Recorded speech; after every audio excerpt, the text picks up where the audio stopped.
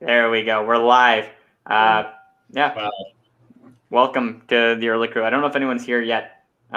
If you are watching this later on, we're going to have, just a time when we're talking to people who might be in the chat, just kind of hanging out before we really get started. The real content will be starting after our countdown. We have a viewer. It might be one of you, but we do have a viewer. Someone is here. Oh, exciting. Wow. And it's not me this time. Oh, no, sorry to disappoint you. It's me this time. Yeah, okay. I figured. I'm going to close it. There we go. So now it's Our viewer's gone. That's right. If you're joining us now, we're going to start in about the real content in about 5 minutes. But sometimes this is the best content, this pre-show. So keep that in mind. This is the part that'll get cut from the actual podcast. Ah, I see. Yes. The fun stuff. Mm-hmm. That's right. Yep. And John, since she's the only viewer, I won't introduce Mary. If you're watching this later and you're confused as to who she is, I'm going to introduce her big time once we get started. So now I'll just be a random person. Yeah, exactly. If you want to figure out who this person is on John and I's screen, you'll have to stay tuned. Yeah. That's right. I did that for my youth lesson yesterday. I told the story about how I got this pair of gloves towards the end of it. And in the beginning, I'm like, if you guys want to know how I got these gloves, you got to pay attention till the end. I was like, that's good. Yeah, I thought so. Yeah, I hadn't done that before, but I don't know if it worked. It's hard to tell with high schoolers, but I think it might have. I feel like that's so good with youth ministry, because if you want to find out about the love of Jesus, hang on to the end. It'd be like, no, it's okay. But you want to find out about my pair of gloves? Yeah. Yep. That's youth ministry. Yeah. Stuff.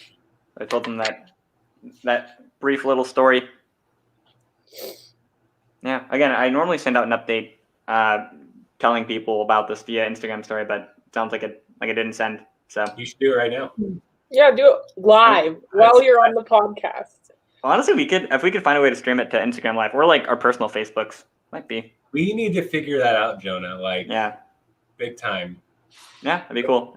I know some people.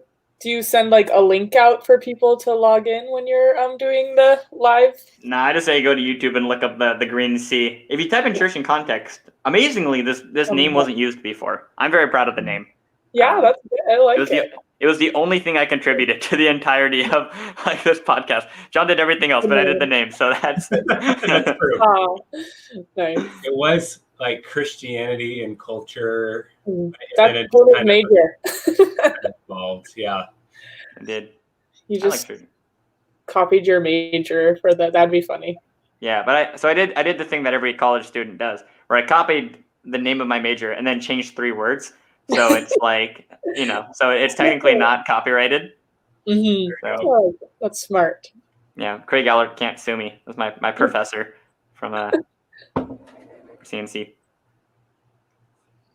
So if I did a podcast with my major, I could make it psychology, and then I didn't copy my major. That's actually a really good name.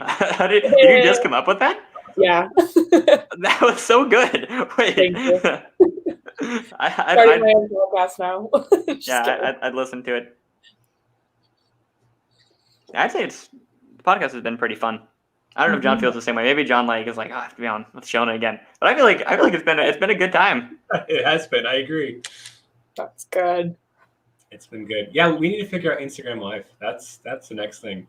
Yeah. You gotta because it doesn't play nicely with everything else. Yeah. So you have to do it separate with a separate camera, from your phone. You can't record it from your computer. Mm-hmm. So yeah, we got to figure out. And then I'd have to start it, and I have to invite you, Jonah, and then whoever else would have to also have an account, I think, to be part of it. Yeah, so it's kind of a mess. Yeah. Like everything on Instagram. That's right. I'm not the biggest Insta fan. Mm-hmm. Biggest Insta fan. Wow. Yeah. You're more of a TikTok guy. Oh yeah. Oh yeah, I saw you changed your name on there, Jonah, to something onion. Yeah. Because I'm the onion guy, I love onions. Oh, there it is. There it is. I don't know. I was trying to think. I didn't want it to be connected to my name because I think it automatically did Jonah Carpenter. I'm like, I don't know. Yeah. I don't. I think whenever anyone sees an onion, though, they just think of that line from Shrek. Yeah. Onions have layers. Ogres have layers. Yeah, exactly. Ogres are like onions or whatever. Yeah. Sweet. All right. Do this countdown. Ready to get started? Let's do this.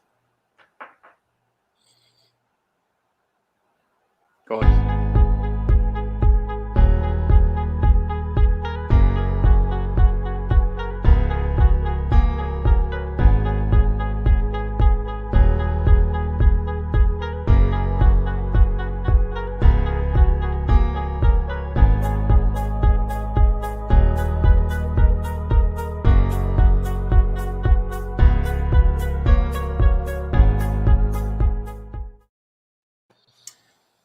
Welcome to the Church in Context podcast. I'm here with my host / co-host, Jonah. Jonah, how are you doing this week? I'm doing all right, John, but I can't lie. I'm kind of nervous for this episode. I'm outnumbered. Yeah. You are outnumbered. That's right. I am outnumbered. So for those who don't know, I'm an Oregonian through and through, born and raised. John is an Oregonian relatively recently. I mean, how long have you been in Oregon for? 6 years? About 6 years, yeah. Yeah. But at heart, John, I feel like you're still a Californian. I can't help but see it. You're a Golden State fan. You're kind of a Californian. We have another Californian coming on today. So I'm I feel a bit lonely here. No more Oregonians out. Yep, that's right. You are outnumbered, and that means there will be just an avalanche of wisdom that is needed this time. Can you introduce our guest, Jonah, for us? Yeah, for sure. Other than being a Californian, she's awesome. This is one of my best friends in the whole world. Friend from college, Mary Neidham. Hey, how's it going? Excited to be here. Yeah, glad to have you on. So, Mary, how did we meet? I know you'd love to tell this story. Yeah, I do. It's a good story. I like to tell people. So yeah, Jonah and I, we both went to Trinity Western in Canada, BC. And yeah, you just kind of find your people, I feel like, in college. So Jonah and I met in a pretty interesting way. Our university did this thing called dorm dates where you kind of like go on a date, like a girl's dorm will ask a boy's dorm out and vice versa. So our RAs, Jonah's RA and my RA, had planned a dorm date. So what we did was we walked through our campus's back 40, which is like this forested area, until we found like a group of like this like row of symmetrical trees. And we decided we were going to play hide and go seek back there. But just to make it, university like, girls were paired up with a boy to hide with. Just, for safety. I don't know exactly why, but it came in handy, except for I ended up having to protect myself, not Jonah protecting me. So Jonah and I were paired up to hide, and we hid together behind a tree as one does when they play hide and go seek. And suddenly, we were on this like dirt road, and then like a truck kind of like pulled up, and obviously they couldn't see us. We were in the trees, and then the RAs decided that it was like not safe, that maybe the truck was doing something sketchy. So Jonah heard that, and I stayed put because I was like, they can't see me, I'm in the trees. But of course, I didn't know at this point Jonah did cross country and just took running off away from me. The other thing he did was the group actually then decided, okay, the game's over, we're going to walk back to campus. He, I guess, didn't notice that I hadn't followed him or like remembered me. So he actually didn't tell the group, and they began like walking back to campus. And I emerged from the trees and was like, oh, no one's here. So I walked back halfway alone. I ran because I was like, sketchy car, I'm going to run. So I did catch up, but I was like, who is this kid? Like, so rude. And then we ended up, getting to know each other through, I guess, we did like the student ministry side of things. And I found out he was also an American and from Oregon. And yeah, we just really bonded and became really, really close after that. Maybe we had an unfortunate, like, getting to know each other, but then after that we became like best friends. It's true. It's kind of like, have you seen that meme where it's the dice that are knocking over and there's like one small one and it gets bigger and bigger and bigger? Have you seen that meme? So it's like the first dice is getting left in the forest, in the middle of the night on a dorm date. to like making a good friend. Exactly. Yeah, we got there eventually. Yeah. I feel like that is the progression of getting to know Jonah. At first, it's who is this kid so rude, and then he's your best friend soon thereafter. By the end, yeah. Yeah, exactly. I don't think I'm not the best at first impressions. I feel like I have a strong second impression. I'm not a good first impression person. You stick around, and that's what matters. That's You're true. always there. That's true. I'm pesky like that. We actually kind of talked about this. You know, despite being the oldest, he's actually the least accomplished of all of his siblings. It's true. It's okay. That's fair. Yeah, his parents are like doctors and nurses, and he chose to go into youth ministry for whatever reason. So the podcast topic for today. So I just love the fact that, oh man. So I love the fact, first off, that not only did you have a dorm date at your college, but that you went and you played hide and go seek. I mean, that first off, that tells me Trinity Western is a Christian college, right? Oh, yeah. So we are going to talk about stereotypes when it comes to Christian colleges. Our topic today is Christian colleges. We'll kind of get into that with a little more seriousness. I guess maybe we'll see how that goes. But first off, let's talk about some stereotypes. And we'll kind of get into what Christian colleges we've been involved with a little bit later. But there's some diverse representation here. So I just want to throw it out to either of you. What are some stereotypes that stick out? I feel like at Trinity, at least, we had a lot of like phrases that I think we thought like only kids at Trinity used. The first one I learned as a first year was like heart sparkle. So that was like someone you like saw and like they made your heart sparkle. Like it didn't necessarily mean like you had a crush on them. So like you like the girls would get back together. I was in dorms for 3 years, and yeah, it lasted all my 3 years in dorms. I never heard about it in apartments, but like we would just talk about like what boys were our heart sparkles, and it was like pretty like just fun and innocent. But yeah, I feel like there were other words too that we use that might be like stereotypical for like a Christian college community that you probably wouldn't hear elsewhere. I love it. Heart sparkle. You know, that's definitely, I feel like that has like Pentecostal roots, but we'll break that down a little bit more. And any other phrases stick out to you? Maybe Jonah, do you think of any? A big one here. So let's say you have a heart sparkle, right? You've been hanging out for a while. You don't know if they're a brother or sister in Christ or if they're something more. So you have to do what we at Trinity called a DTR, a define the relationship. A DTR is basically the most uncomfortable conversation you will put yourself in, where you sit with somebody and you're like, do you love me like Christ does? Or like, do you love me like, Solomon and like all of his wives? Like where are we at? So we call it a DTR, define the relationship. Again, I don't know if these are just Canadian Christian colleges, just Trinity, or if these are universal. But DTR was a really big one. Probably it honestly should have been the school's like, I don't know, rallying cry, DTR. I feel like DTR, though, that might expand outside the Christian college sphere. True. However, you have phrases like ring by spring. That ring by spring can lead to the ring by spring. Yeah, exactly. There's a progression here. We're telling a story. Ring by spring. You have Bible colleges sometimes called bridal colleges. Or your MRS degree. I was going to say that's the last one. Get your MRS degree. Yep. So that is a very classic stereotype.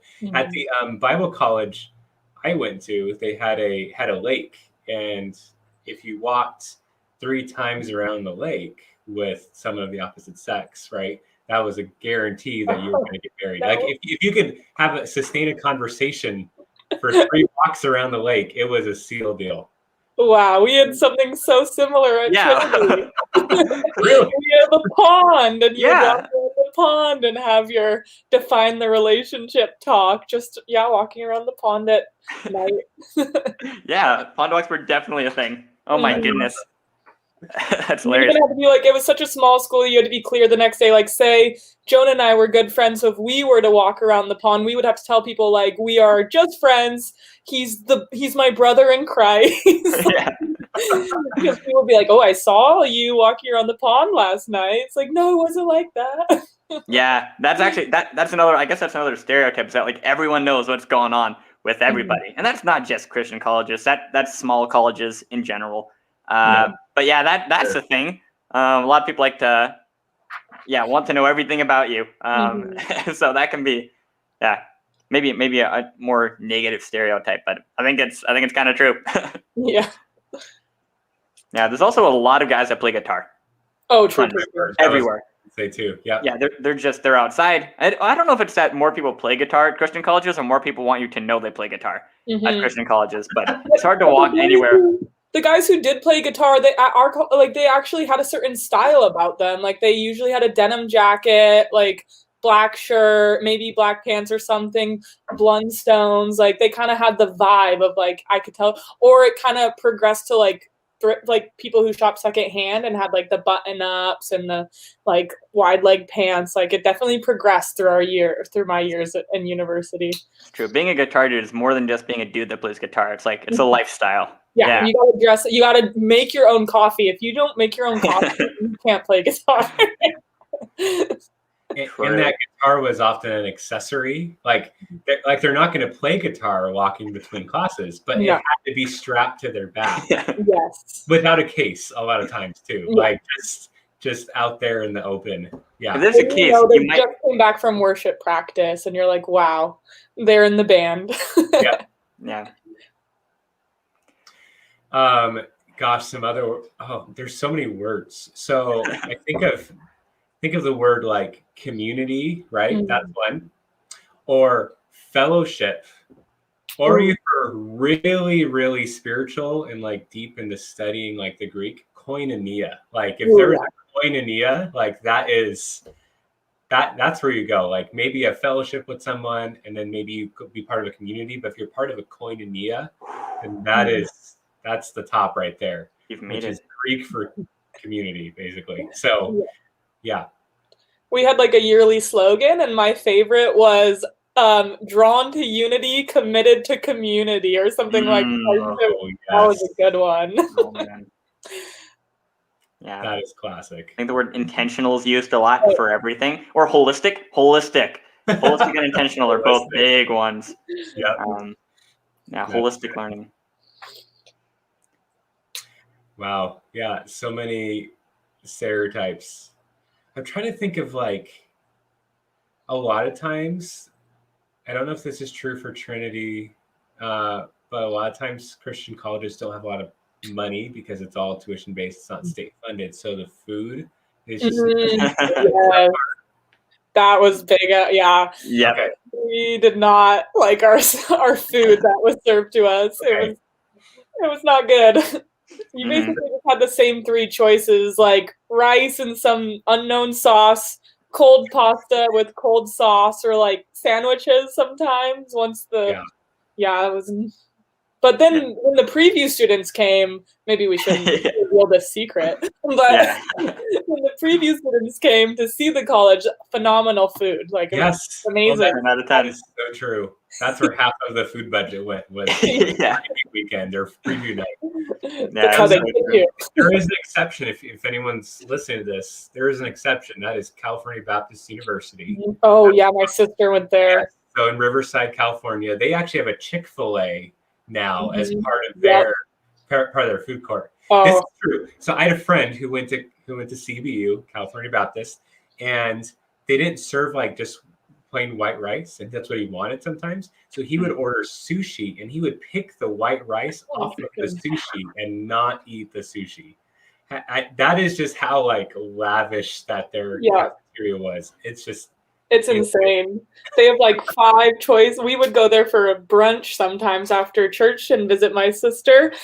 And I would go crazy as a kid because I was like, I can have tacos, I can have pizza, I can have a slushie, and my parents would be like, only like one thing, and I'm like, but it's all there. Like, why can't I eat it all? That's right. That's right. Oh, this is my last one. My last one too, to kind of go with that theme. So the girls' dorms area, there was a walkway that went between the girls' dorms. That was that kind of a cut through, and you couldn't take that. Like boys were not allowed to walk through that area because it's between two girls' dorms. It was called the Valley of the Shadow of Death. I don't know. Is that just unique to mine? There's totally space like that at Trinity, but we haven't named it that. In Fraser Hall is the name of that building. Oh, there you go. Yeah, there's Valley of the Shadow we of have Death. like dorm hours where boys are allowed to come in girls' dorms, but they're very brief. Yeah, no purple. I think we talked about that stereotype last week or the week before, but no purple persists at Christian College sometimes. There is purple, but we don't talk about it. Anyways. Right, that's the rule, but that definitely happens. Yeah, it's true. So we all survived our time at Christian College with all these stereotypes. We've made it to the other side. And so I think, we're good people to talk to, if you want to learn more about Christian College. So I guess that's what we're going to be talking about with you guys today. So we all have kind of a different story about how we went to college, why we went, where we went. And as we kind of open up our time here, want to start with that. Where'd you go? Why'd you go there? I guess we'll start with you, Mary. Ladies first, and you're our guest. So thank you. What's your Trinity Western story? Oh, it's actually pretty good. I knew I wanted to go to a Christian college since I was kind of young. I ended up majoring in psychology, but I originally wanted to major in religious studies. So I was definitely drawn to a Christian college. So I actually applied to 8 different, don't ask me to name them, I might be able to, but I applied to 8 different Christian colleges, and I toured quite a few. I saw Corbin University, Simpson University, Calvin College, Wheaton College, and they were all in Westmont. Westmont was one of my top Christian college choices in California, Santa Barbara, and they were all really good, but I was they're good colleges. They are they have good things about them. But then I was on a mission trip in the Philippines, and there was this guy who randomly was just in the Philippines when I was, and he kind of went on his own because he just wanted to do some service. So I was there with my school, and we had fewer numbers. So he joined kind of our team, and he would just we'd play cards in the evening, all of us, and he'd just be like, "Oh, Mary, what do you want in a Christian university?" Because maybe he saw something in me, I don't know. But I was well, I would love to go somewhere that is really God focused, where there's a really good community that builds you up in your faith and offers you opportunities of growth. And I was I also love nature, so it'd be awesome to be surrounded by places I can go hiking and just explore and have adventures. And maybe I said a few other things, and he was "Oh my goodness, you just described Trinity Western University. It's this school in Canada." At this point, I'd never heard of it, never considered going to Canada for college. And yeah, that was maybe the first week, and we were there 4 weeks. So every week he kind of told me more stories about Trinity, and he had just graduated, so he was telling me his experiences. And later I found out he was actually a recruiter for Trinity, that he wasn't there to recruit, but he'd been trained to recruit, but I didn't know that at the time.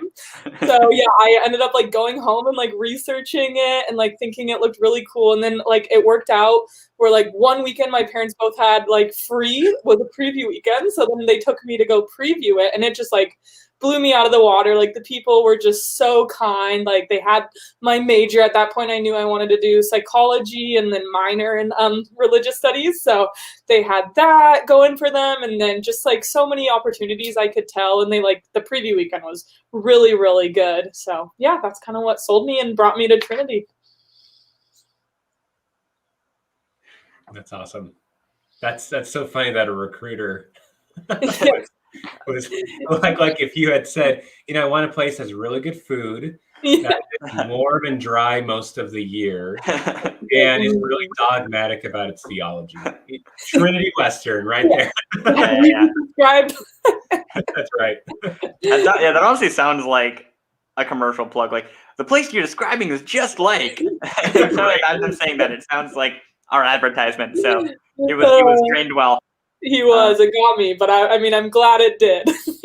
Oh yeah, at the end, he even told me, "I feel like God is telling me to tell you to at least look into Trinity." And I mean, he wasn't wrong. I loved my time there. But yeah, it's kind of funny looking back. I was like, oh, I got, but by the Holy Spirit. True. Yeah. So, So Jonah, you became friends with Mary at Trinity Western. So yeah, so we wound up at the same place, but got there in kind of different ways. I had a teacher in high school that was a Trinity Western alumni, and she also loved it there. I know she was really involved, and so she offered to take a group of students across the border to go there during American Thanksgiving, because that's when they were doing the preview weekend, and obviously we didn't have school. And I believe at the time, I think I was tipped over the scales by the fact that like a girl that I was into in high school was going to go on this trip, and so I'm like, okay, I guess I'm going to go on this trip. And last minute, every single other person that was going to go across the border quit except for me and my teacher. So I got in our car and we left the country to go to a preview weekend. Anyways, while I was there though, yeah, the preview weekend was great. Fell in love with it there. I made a lot of friends at the preview weekend, some of whom didn't even start the same year I did, but that I became friends with. So that's kind of how they got me in. And another reason I went there instead of other places is because of the exchange rate. So even though the cost of Trinity looked the same as like a lot of other colleges in the U.S., the fact is I was saving like a third to a quarter of the money I would be spending because of the Canadian dollar. So, and I knew I wanted to go somewhere that was a Christian college because I wanted to get into ministry. So, I was trying to find ways to save money so I could be a youth minister that has an education. It's hard to do that. So Trinity was the place I wound up. And yeah, I have no regrets about going there. Loved it there. were you two the same year, like graduation year? Yeah. Well, we started the same year. I did the scenic cruise, so I did 5 years because I took, most people take 5 courses and I just did 4 because I worked part-time. Oh, so, yeah. Makes sense. Yeah, for me, oh man, you guys had like a nice little direct route. That's nice. For me, I actually started after high school. I went to a big public university, University of California in Riverside. Mm-hmm.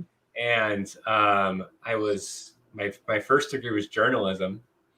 And I wanted to do sports journalism. And then I signed up for the newspaper and they had me cover golf. And I did one article and it got published. And then I quit because I didn't want to cover golf.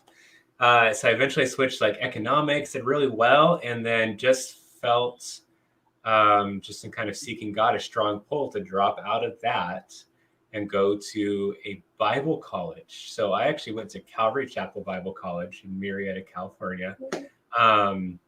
And yeah, just had an awesome experience.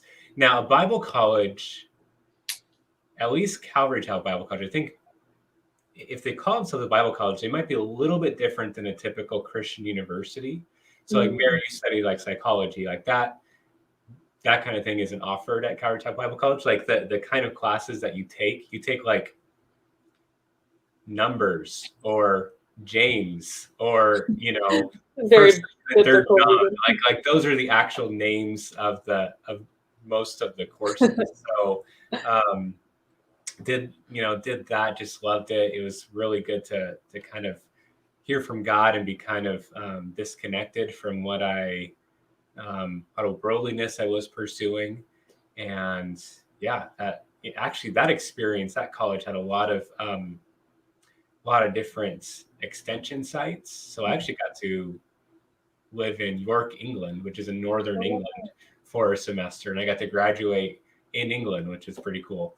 But yeah, from there, got connected to another seminary in California called Veritas International University, and then eventually Multnomah University for second seminary degree. So it's just been a great experience being part of these different Christian universities, and very different in each case.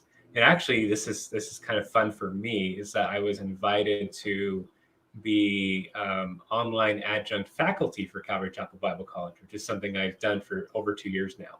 So it's just been a good experience kind of connecting with them. I don't get to enjoy the on-campus experience being in Oregon right now.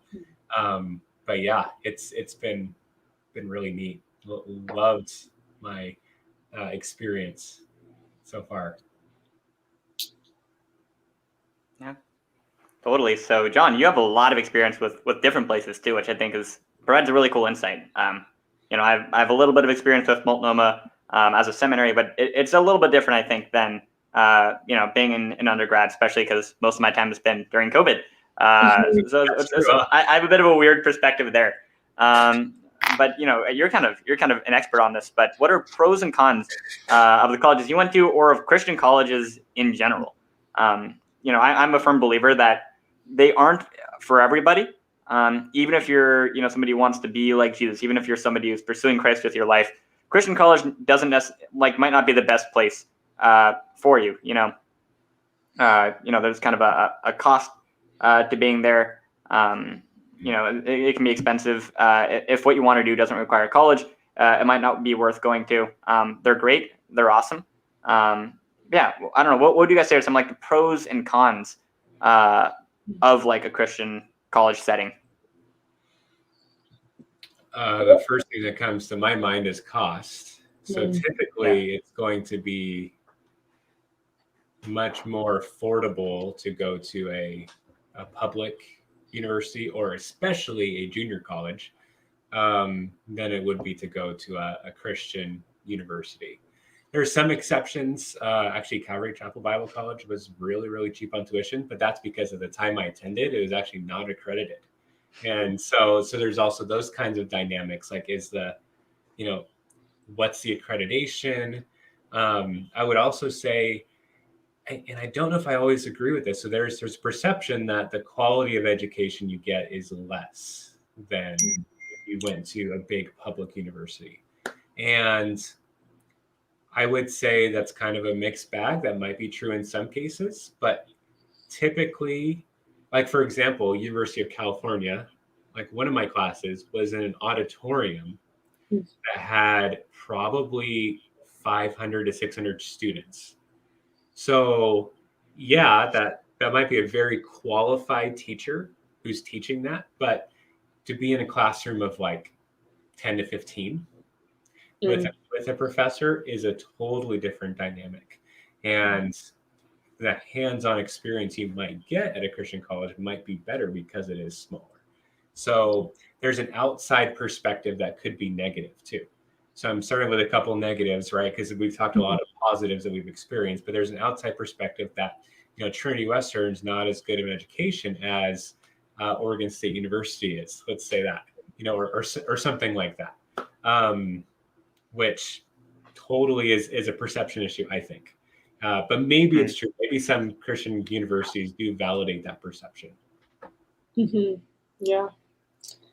One thing I think that was really positive about Christian University, and I'm sure many, I'm speaking from this perspective of Trinity, they do a really, really good job of Christian leadership. And from what I saw from preview weekends at other Christian colleges, it seems like they do as well. But yeah, just with Trinity, I think maybe because it's smaller, you kind of have almost a better chance of like being accepted into certain roles. But they do pick people that are like really well suited. Jonah led a Bible study for like one year and then mentored. I led children's ministry for 2 years, and then actually got to like mentor kids that then led children's ministry after I did.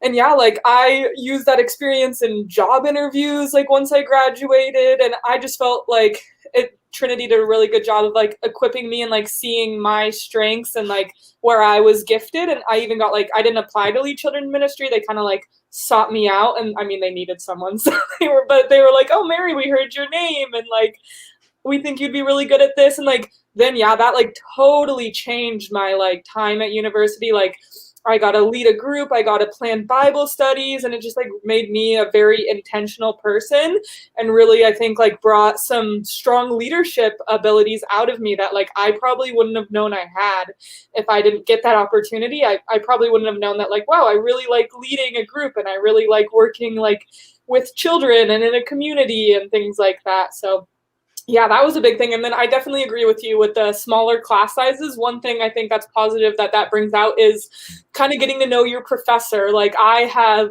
some professors from Trinity that I still email with. I was just emailing with my favorite professor, Jonathan Don, last night. I minored in intercultural religious studies, so he taught me a lot about missions and things like that. So I was kind of talking to him, and like, yeah, he still emails me, and he's like, so great to hear from you. Like, he even says like, love you, bless you, and like, I feel like I probably wouldn't have that in maybe a bigger context of university.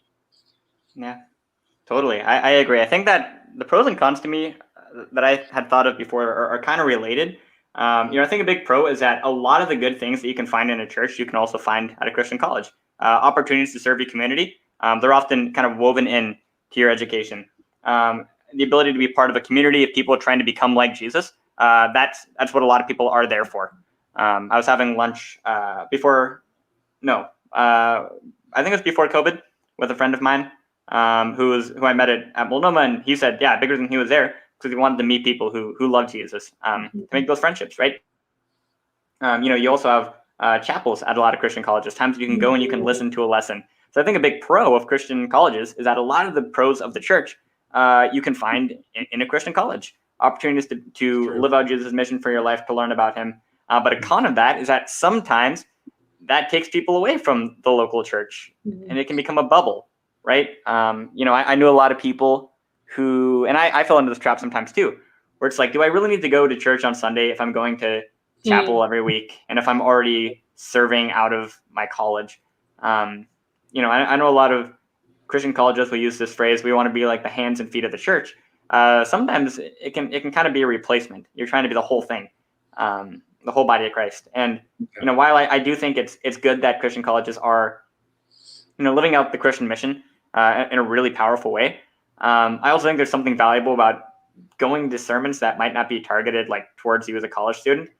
Getting to interact with somebody who's older, wiser, has more life experience, somebody who's younger, and being willing to serve a community rather than being willing to serve a group at college, if that makes sense.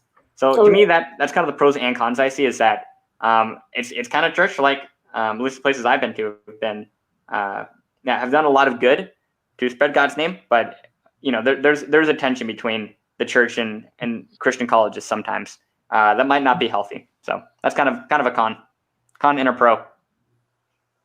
I think that's good. I think both of you mentioned like a good, like almost sometimes your professors can have a pastoral kind of role, in the way that they interact with you. I know even this is me from a faculty perspective at Calvary Chapel Bible College, is that I'm trained in the ministry of grading. I love that. That sounds so Christianese, but it's true. Like being able to coach people how to write for the first time, or maybe someone has not attended school for the past 35 years and they're getting back into it and learning technology and using a computer for the first time in college, and just different things like that. So it's good to kind of like to offer that pastoral aspect of it.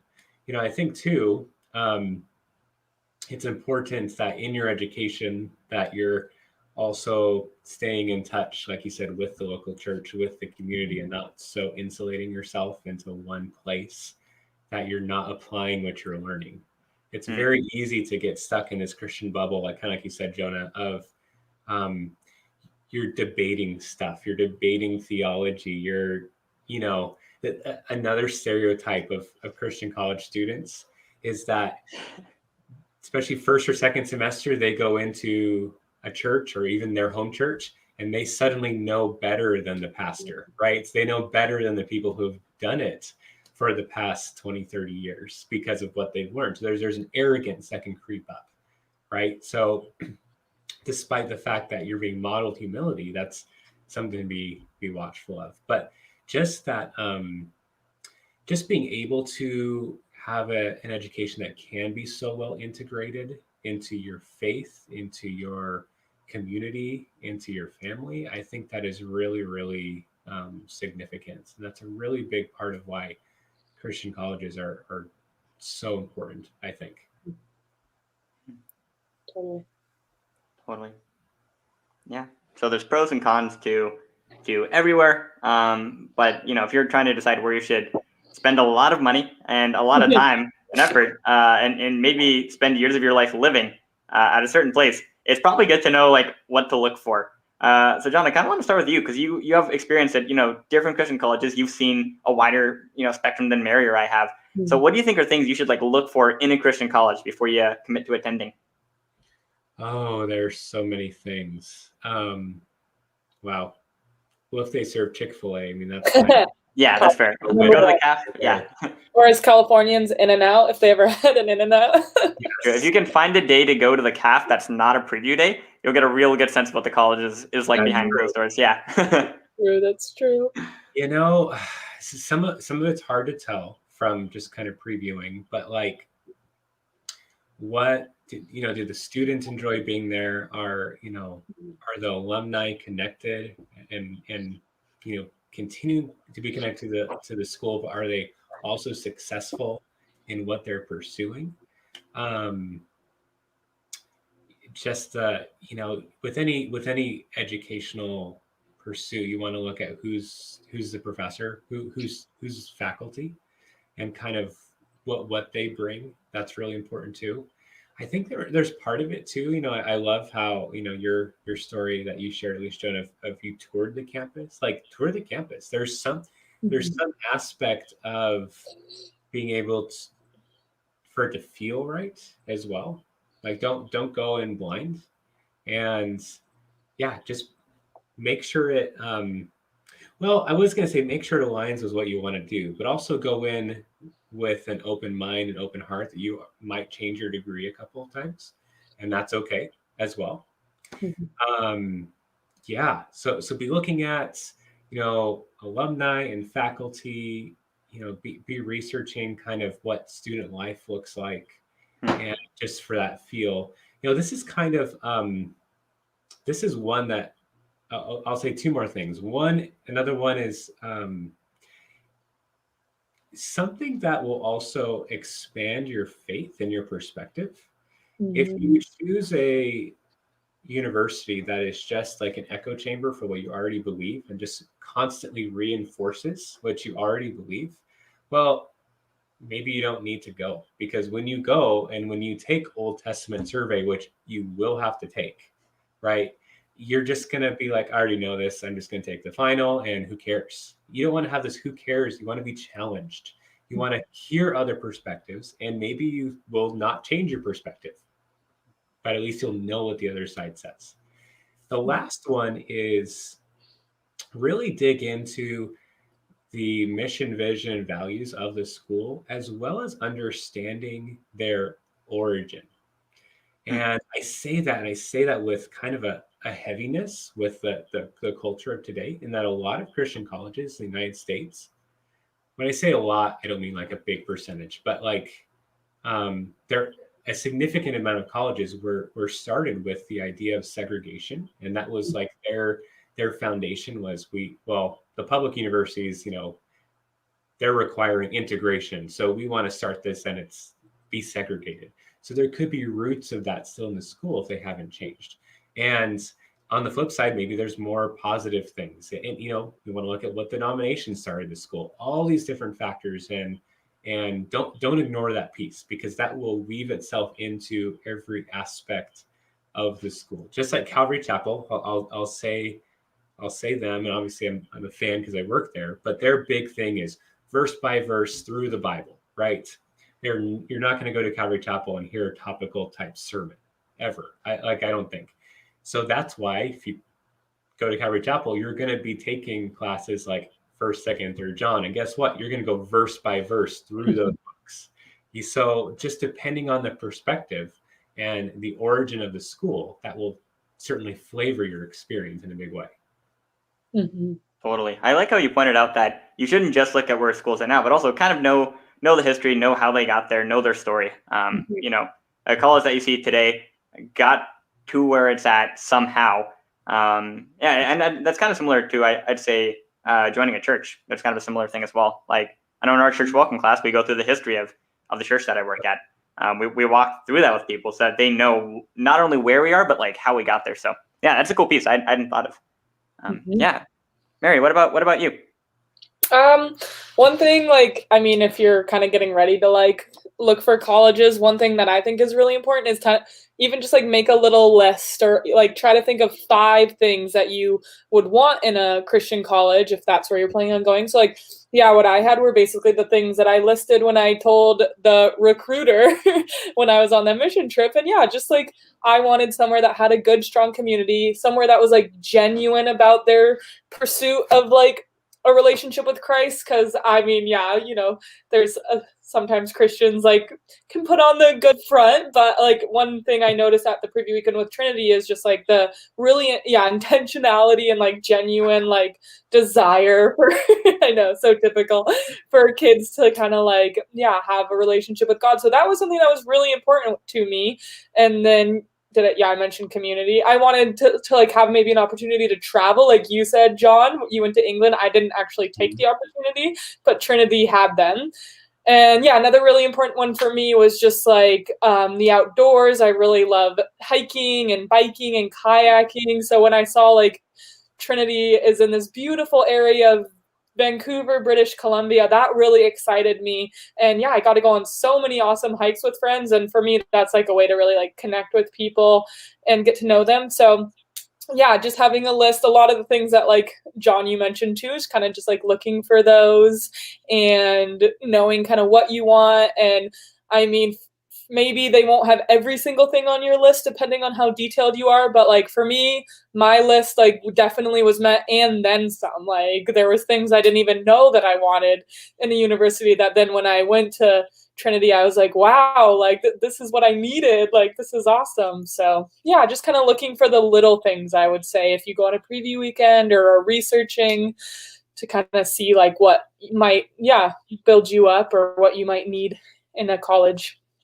Totally. Yeah, because I mean, as much as we are the experts on all things Christian college, we might not have the same things what we tell you to look for might not be what you want to look for. So coming up with your own list, taking ownership, being like, here's what I'm looking for. I think that's big. Yeah. For me, if I had to say a couple things to look for, I really resonate with John's point of don't go to an echo chamber. That's kind of a balancing act. Don't go to a place that is, really going to lead you astray. For example, if you go to a college and in their mission statement, they say like Jesus isn't God, that's a red flag. Probably don't go there. But in the areas where you can be challenged, I think it's good to be. I think I grew a lot from people like throwing different perspectives at me. And it was hard sometimes. But in the end, I think I ended up growing a lot from disagreeing with people, especially once I figured out a lot of people smarter than me disagreed with each other. That was a really cool learning experience. So finding that balance between are there red flags here? Are they like, outside of the faith and going to lead me astray versus do I need to be challenged in these areas? I think that's a really big one. And I'd also say finding places that let you do the things you want to do is also really big, not just learn the things. Mm-hmm. So like Mary brought up how her involvement with student leadership, she brings up in job interviews. Well, like a lot of my job experience that I have at the church I'm at now, really has its roots in me getting involved in youth ministry up in Canada. And so if you want to go into ministry, does your school that you're looking at have the types of ministry opportunities that you're going to go into long term? Trinity did for me, and it's been great. It's been really helpful. Even beyond that, if you're wanting to get into some other kind of ministry, like for example, if you want to be in a school, is there like an education program that lets you go into classrooms, that lets you do like a practicum? And I think at smaller schools there is sometimes there's funding issues like John brought up, but a lot of times there is going to be really cool opportunities you might not have elsewhere, especially in the field of ministry or missions. So looking at that, saying, can I do the things I want to do long term here for practice to prepare for my future? I think is another really big one that I'd look forward to that I wouldn't have thought of before I went to college, but now that I've gone, I'm like, man, I'm glad that we had a youth ministry connected to my college. Oh yeah. Yeah. That's good. If I can add one more thing, it would be, does the campus have a really good coffee shop? Oh yeah. With a terrible pun name. All of them have some terrible like cheesy name. Yeah. What was Trinity's? Do you know? The bookstore cafe, and then we have the lower cap. Oh, we have one called the Cog. I don't know what that stands for. Okay. The Cog, and then we have Rogers at Multnomah. Oh, At Calvary Chapel Bible College, it was the overflowing cup. So there it is. Terrible. I've seen Holy Grounds and Hebrews as well. Hebrews it, yeah. Holy Grounds is probably my favorite. That's my brother went to a college out in Minnesota, and they had Holy Grounds coffee. That was pretty good. Love it. Yeah. Well, let's go ahead and transition now to our last segment of the show, which is something you can't get over this week. And it seems like there's a lot each week, right? So, for example, last week we talked about camps and retreats. And Jonah, how was your retreat last weekend? Quiet. Lonely are words I would use to describe this retreat. Surprising. I was gonna say my big update for the week is that we got some snow here in the great White North of Oregon. And everything froze over and we couldn't go on our retreat. So ours is postponed till later on. But it was more than just snow too. It doesn't snow all that much here in Oregon compared to a lot of other places in the world. But we also lost power for I think in total we lost power for 20 hours. It's like 7 hours one day, 13 another. I know people who lost power for 4 days straight. Oh my goodness. Who came to youth group last night? They're like, we don't have electricity at home, so we're here. We couldn't sign up. Yeah, I'm like, that makes sense. That's why you didn't do our electronic sign up. That heads up. So yeah, Oregon's been pretty wild with weather. Lots of power lines came down. It's mostly thawed out now. Now it's just branch falling season. So yeah, there's kind of a lot of destruction brought on by the weather here in Oregon. I have some family in Texas. And Texas is going through its own thing right now, where they've had no power and water is not drinkable, and then they can't heat the water up because to boil it, it's just a big mess. I learned this. So going off your point, Jonah, that the back in the 30s, when Franklin Roosevelt was making a big electrical grid for the whole country, Texas wanted to retain its secession powers. So Texas is the only state in the country that has its own electrical grid. Wow. So you have the West, which is literally divides through Kansas, right? Like the middle of the country. So the West, which includes parts of Canada, by the way, and then the East, which also includes parts of Canada. But then Texas is its own thing, with the exception of if the extremes of Texas, like El Paso, which did not lose power, like the rest of Texas has. So that's just so interesting. This whole winter storm and how Texas is kind of falling apart with 4 inches of snow. So yeah. Well, I'll go ahead and say my big news. This is can't get over this. Is that I think it was yesterday it was announced that Tim Tebow is retiring from professional baseball. Finally, he's been part of the New York Mets organization. And I think he hit something 163 with 4 home runs his last season. Oh yeah, he's finally retiring from baseball. Big famous superstar 2 sport athlete. Yeah. With the Denver Broncos, leading them to playoff glory, and then retiring to pursue his baseball career. And now it's over. So he's going full in on color commentary on SEC sports, I'm pretty sure, and random Christian nonprofits and motivational speaking, but that is his thing. Yeah, I just want to say if you're really torn up about Tim Tebow retiring from baseball, Christian college is probably for you. Just want to throw that out there. That's a good litmus test. Maybe you can book him to speak at youth ministry, Jonah. That'd be huge. That's true. Oh, that'd be a big win. I don't know. Hey, Church in Context podcast. Church in Context featuring Tim Tebow. I'll shoot him a DM. Maybe. All right, sounds good. He's not so. Yeah. Nice. Yeah. How about you, Mary? Do you have any random news stories that happened? What's happening in Canada? Maybe I don't know if there's something up there. Canada, I'm not sure. I don't know.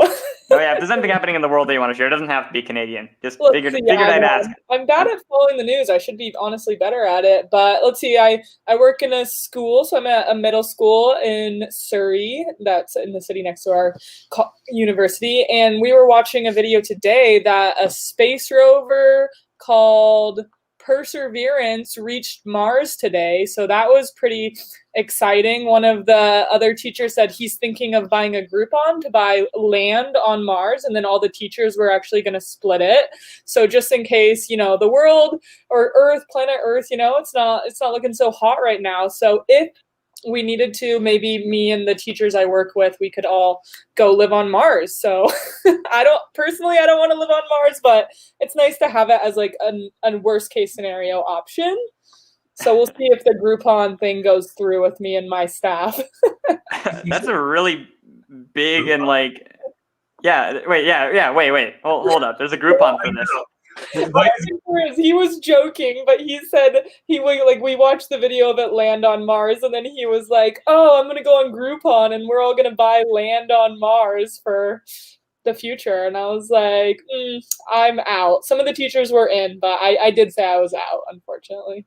I've heard of a lot of like really big fallback plans, right? Where it's like, okay, in the worst case scenario, I can move here to this place where there's like cheaper rent and do this. But you're like, Mars. If the world starts to explode, I will have land on a different planet just in case. But I guess it might happen. Honestly, who knows? Or we could be the wall. We'll be like Wall-E, and we'll just be floating in outer space. Yeah, one of the two. One of the two. Wow, it is on Groupon. What on earth? It is? You looked it up? Yeah. It's $35 per acre of land on Mars. Oh, 10 like $12.50 each. Let's split it.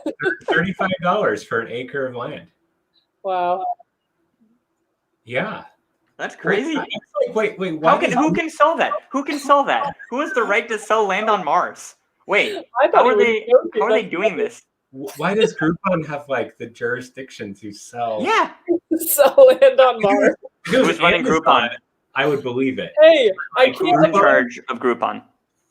I can't afford owning land in BC, so I might as well buy land on Mars, and then I can tell people I own land. Why is that my best economic out? Why is that my only option right now? I land on Mars. Oh man, that's pretty wild. Yeah. Oh, that's great. Because you live in a weird time. Yes, we do. That's an understatement. Yeah, but you know what? Regardless of where you're at in the world, regardless of where you want to go in the world, we need to be bringing with us everywhere the message of Christ and of what he's done. And an organization that tries to equip students to do that is our sponsor, Student Connection. Currently, they only go international, but I wouldn't be surprised if they had an interplanetary missions conference pretty soon, right around the corner. So if you want to get yourself to be a part of it before it's cool, now's the time. StudentConnection.org. Is it? I'm trying to remember. Is that their website name? I know that they're under the Mission Connection website. It is StudentConnection.org. Perfect. It's spelled with an X. Yep. And hey, they have a podcast coming out in, is it March? End of March. Yeah. End of March. So pretty darn soon here. So in just a little over a month, they're going to have their own podcast. If you watch the show a lot, you've probably heard from Ryan Fast. He came on a couple weeks ago. Really awesome guy. So he's going to be starting that up with some other people. So go check them out. Mm-hmm. All right. Well, Mary, thanks for joining us today. It's been a great conversation. And I think the bottom line is Christian colleges, we approve. We're good with that. Yeah. We're all fans. We're all fans. That's right. You should attend. All right. Well, have a great week, everyone. And we will see you next week with Dr. Ron Frost. It's going to be a really good and deep conversation. So looking forward to that. And have a great week, everyone. Sweet. So now's when we end the podcast recording for Spotify and stuff. And we often like to sit and just see if there's anyone in the comments that has, I don't know, a question or something. Normally we have Angie on. She's not here this week. Yeah. Anyway, thanks for coming on, Mary. Fun having you. It was fun. Fun to talk about. Like I know I was saying university because in Canada, everyone says university, and then I was trying to switch to say college. couldn't do it. It's true. Switched my American. I haven't been an American over a year now, so because of the borders. Dang, that's true. Bad. Wait, was Oregon? Did you go down after you came through Oregon with Ether? No, you were the last American I saw, Jonah. What? My boyfriend and Jonah and I, we all had Chick-fil-A because we drove down to see my family in California. Then we drove back up and stopped and saw Jonah. Yeah, so I'm the last. That's crazy. That's wild. Yep. Wow, last person you saw stateside. I know, it's sad. Once the border opens, I'm definitely going to see you and Natalie and my family. Yeah, we got to see Ellie. Oh yeah, that's my niece. She's walking now. The last time I saw her, she was like 2 weeks old. Whoa. Yeah. Wild. I find it so ironic that other countries are not allowing Americans into their countries. That's I could. I know I could. It's just if I came back, I'd have to quarantine for 2 weeks. And now they're making you can only come back. Oh, maybe that's the news I could have shared. I didn't think about that. They are making you get a negative COVID test, and then you have to stay in a government facility, and it's like $2,000. So yeah, it's like a plane to get home would cost $200, but then I'd have to add $2,000 for that for my COVID test and being housed and fed by a government facility, which doesn't make sense when I could just come quarantine in my house for free. But yeah, oh well. That's wild. I know it's frustrating, but it's the times we're living in. Lots of people can't see their families. Yeah, it's true. Yeah, it's a bummer. I feel for international students. Yeah. Oh yeah, definitely. This is a fun fact about me, since you're living in Canada, is that my by virtue of my mother being born in Canada, I therefore have the right to Canadian citizenship. Oh wow! Awesome. Also, hi Sarah. I applied for it, so I sent in, and it's supposed to take like 8 months. So I applied in November. So yeah, hopefully someday I'll be able to. I'm a Canadian citizen without proof of it, technically. That's exciting. I think there's a lot of perks to being a Canadian citizen. Well, like if you ever wanted to come to university, even like some Christian universities, the courses are like not Christian. Thompson Rivers, that one is like $400 a course if you're a Canadian citizen. Dang. So that's really nice. That's awesome. Yep. I like Canada. I don't know if everyone likes Canada as much as we do, though. I feel like we definitely painted Canada in a very good light. A lot of people that are from there don't like their country. A lot of people that go there don't like that country. We just happen to. We're flexible. We pretty much like everybody. Yeah, true. Also, good to see you, Sarah. I don't know if you said hi. Glad to have you watching. Yeah, I actually thought about it too, because I subbed for DCS today, and I was with the seniors for the entirety of the day. So I talked with them a lot about college randomly, because that's what they're thinking about. So yeah, you're right. A lot of people talk about it this time of year. It's really, though, Sarah is a junior, and it's really hammered when you are a junior, because a lot of colleges, you have to apply by like October, November-ish, your senior year. Yeah. Maybe some you can wait till the spring, but yeah, I do remember that. It's so many letters. And yeah. The encouragement that this is a general encouragement, not just Christian college, but if you pick a major now as a junior or even a senior, just expect that it's going to be completely different by the time you graduate. So I think you two started off with the same major that you finished with. Is that right? I actually started with sociology. I didn't say that. So I was sociology because eventually I wanted to get a master's in social work, but I didn't really enjoy the classes. And then I Googled it, and like you can still get a master's with psychology. And I loved my psychology courses. So I switched in like my second year or third year, I think. That sounds right. So you start taking courses and you're like, oh my goodness, I've never taken psychology before. This is so good. And you yeah. Mm-hmm. Yeah. I started and ended in the same place though, which is kind of a rare thing. Like not a lot of people do that. Yeah. Some people switch about 4 or 5 times even, and it's like normal. Yeah, it's totally true. So I went, this is true, from senior. So I kind of like summarized it in the podcast. Yeah. Give us the breakdown. From journalism to creative writing to English to microeconomics to business administration, that's 5, to biblical studies. The whiplash from that last one. Yeah, Holy moly. And that was all like between senior year and like the beginning of my sophomore year in college. Wow. Like all those transitions. So yeah, just yeah, it's like you said, Sarah, it seems far off, but especially with how things are going, it's close. Yeah.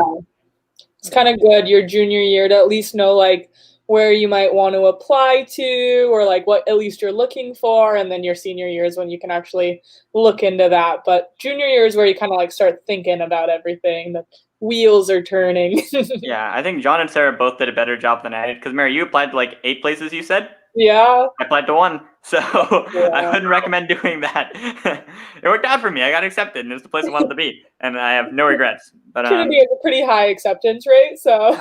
How did you want it? So for me, I think a lot of people do this. I knew what I wanted to do for work, and then I majored in that. And I just happened to stay majoring in what I wanted to do to work. But yeah, I would say, so yeah, you can start with that. One nice thing about college is that you often have like prerequisite courses or like core courses that you have to take, that everyone has to take. And so if you go in without a major, you'll end up getting those like general, people call them like gen ed, general classes out of the way. And then maybe you're in like geology and you're like, man, this rocks, pun intended. And you're like, I want to be a geologist with my life. Then you'll know. So that's one way of doing it. I would say kind of in high school, I knew I wanted to get into ministry. So I just chose a major that let me get into ministry. Yeah. Yeah, I would kind of emphasize that like as a general rule, and I'll kind of answer your question like what I did, but as a general rule, what classes are you taking now that you really like? Yeah. And help, allow that to help you decide like, are you good at English but not good at math? Are you good at I don't know, let's say an art, even like maybe you're good at art, maybe you're good at with computers, but you're not good at, I don't know, just another like history, something like that. And that can kind of help shape and inform you. Like how I ended up with business was my last semester of my senior year. I was required to take economics, which is like the study of business and like in a country and the economy, right? So that's what was like, whoa, I really like economics. So just being able to kind of, just be experimenting, realize what you love. Don't be afraid to take a course and not like it and to maybe fail at it. Like that's super normal. In fact, if you don't fail, you might not be having the full college experience. I don't necessarily mean like get an F, but I mean like fail. Like you're not. You only the things you're good at. Yeah. Yeah. Like you have to try hard, or maybe even drop the class after a couple of weeks, like those kinds of things. Yeah. Super practical advice though. If you have like core courses that you have to take, like things everybody at your college has to take regardless of major, and you don't know what you want to be, or if you're not sure of the major you're in, do those first. Because you don't want to get, for example, let's say I got, into my second year and I'm like, man, I would rather be in business for some reason. If I had taken a bunch of theology courses or a bunch of like Bible courses, hey, those might not be worth anything towards my overall major. Those might all have to be electives. And maybe, I go over, I pay money for courses I don't need. But if I spend time in the beginning doing my core courses, it's less committal. It's easier to move after you've done those, as opposed to, getting really far into a bunch of like religious studies courses, if that's not what you wind up in. So that's like a very practical thing I'd recommend. What I did when choosing a major was I thought like about what I enjoyed, what I was good at, and what I was passionate about. Yep. So like I said earlier in the podcast, I originally thought I was going to major in religious studies, and I wanted to become like a missionary because I've always been very driven towards helping people and like caring, and I would love to work with like orphans or help with like adoption, things like that. And then I actually met my sister, or my friend's older sister. She told me about how she was like majoring in social work, and how through that, like she can work like helping families facilitate adoptions or foster care, or like working overseas. And then I was like, well, that's like a very practical like step into doing what I want to do. And then I like, even my senior year, like I had still thought I was going to major in biblical studies, but that's when it kind of hit me like, I don't have to major in biblical studies to like serve God. Like it's a great thing. Sorry, Jonah and John, what you like, but like I'm not saying don't major in biblical What studies, the but I heck, know Mary? I The Christian podcast. I know. I realized that like for what I wanted to do, I didn't need a major in like biblical studies to then like work in adoption and foster care or like go overseas and work in an orphanage. Like I'd kind of grown up thinking like I need to major in biblical studies to like do mission work. But I'm like, you can be a missionary wherever you are, kind of like whatever you're doing. As so then yeah, that's kind of when I decided like I'm gonna major in psychology, and then still I minored in intercultural religious studies, kind of just like keep learning. I was still curious about like learning about the Bible and different like learning missionary stories a lot. So yeah, that's kind of what got me, is I knew I was super passionate about like working with people. I knew one day I wanted to work like in adoption or foster care. And then that's how I chose psychology. And yeah, with psychology, I'll eventually have to get a master's in social work. Before that, I need 2 years of experience in a helping profession. So that's what I'm doing right now. I'm working as a education assistant, kind of assisting special needs children. And then once I do that for 2 years, I can apply for my master's in social work. So yeah, that's kind of how I decided. Yeah, and actually, one what I just thought of is you were bringing up kind of how you can be a missionary no matter what like degree you have. One advice I got from actually a pastor of a big church. He spoke at our leadership retreat one year at Trinity. He brought up this idea that I kind of wish I had thought of earlier, which is like a lot of times you can get into seminary with almost any degree. So sometimes it's maybe good to in undergrad it can be helpful to have like a tent maker kind of ministry job as well. So maybe if you're good at business or nursing or engineering or whatever. Getting a degree in that, and then you can go into seminary anyways and wind up with the same degree. As far as getting a job, that's helpful. So throwing that out there as well. If your job doesn't need a degree or it's something that you can only get to with a master's or whatever, it might be a good idea to get an undergrad degree in like your backup plan. Like I have most of an education degree as well.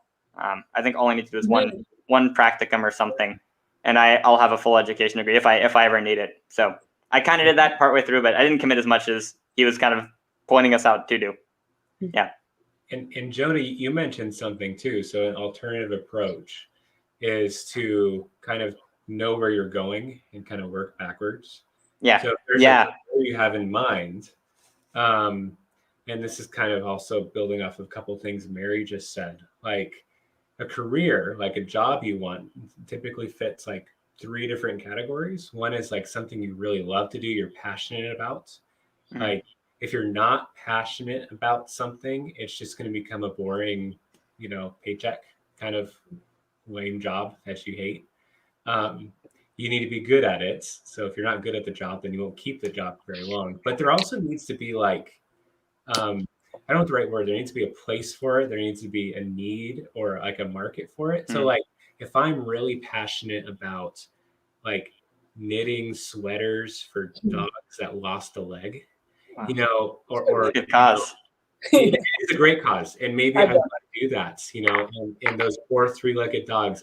My brother-in-law has a 3-legged dog that he adopted, and it's not a very nice dog, but if that's my passion, good, that's fantastic. But I'm probably not going to make like a living wage off of making sweaters with only like a hole from one leg. You know what I mean? So maybe there's something bigger that I could do. Maybe I could work for the Humane Society, work with dogs in general, maybe become a veterinarian, something like that, and do it as a hobby. So there needs to be like a need for what you want to do, passion for what you want to do it, and then you're actually good at it. So maybe your end game is to be like a teacher, let's say. That's a common one. So you can kind of work backwards, like, okay, bachelor's degree in some kind of education, maybe history, if there's a specific topic, let's say, and then you like a master's in teaching, which is typically a 1-year degree after. So you kind of pursue that, right? So you kind of work backward to see how you get to this end point. That's another way to handle it, if you know what you want to do. If not, start with the classes and experiences that you love. Mm-hmm. For me, I mean, it's probably Jonah too, was that we loved our youth ministry experience. No, John, what do you mean? I hate my youth ministry experience. Probably the worst. I'm just kidding. Well, that was the part you're rooting for me. I mean, before I No, I'm just kidding. Mary, for context, Sarah's in our youth group. That's why. So I'm throwing that out there. Yeah, totally joking. I like it. I hope it comes across that I like it. Yeah. Anyway, sorry, you were saying I totally derailed you there. My bad. That's basically it. Yeah, just if there's some experience or class, then that's fantastic. This is a fun fact since Jonah said that. I was Jonah's youth pastor for 1 week. Yeah. Well, let me live that down. Hired at the end of May, and then Jonah graduated a week after, and then he moved to Canada. I'm like, who's this guy? Yeah. Yeah, but that's one thing I'd say. Actually, that's maybe an underrated thing is like how many chances do we give students to explore like outside of the classroom something that they might be passionate in? Because part of the reason I went into youth ministry was because we didn't have a youth pastor for most of my senior year. He stepped down, and so a lot of us students kind of had to like step up and to step into different roles in the church. And through taking a bigger part of like ownership of the ministry I was in, as a student, I was like, man, this is something I really like to be a part of. Okay, yeah. Thanks, Sarah. Sorry if we overloaded you with input, but you asked a great question, and you got some good answers. So thank you for coming, for watching. See you soon, maybe, probably. All right, good deal. Well, I think I'm gonna wrap things up unless we have any other listener input. Don't know if we do. It is time. Oh man, I wish there was an In-N-Out. Like I would go if there was an In-N-Out. The broadcast is still on. You're still live streaming your heresy. Grants Pass. How far away are you guys from Grants Pass? Not far away enough. So we are 4 hours from Grants Pass, but there's actually one in Salem that is only 90 minutes away from us. There's actually an EA or someone I work with at work, and all we do is talk about things we miss in America, as like being in Canada. And she's Canadian too, so it's like In-N-Out, Chick-fil-A, Trader Joe's, and then like a bunch of different like foods that you can't get in Canada that are in America. Love it. Cool. All right. Well, thank you, Mary, again. Yeah, no problem. It was a good time. Sweet. Well, I'm going to jump off. You guys can keep chatting if you want, but I On the will broadcast. see you next week, Jonah. Bye. Bye.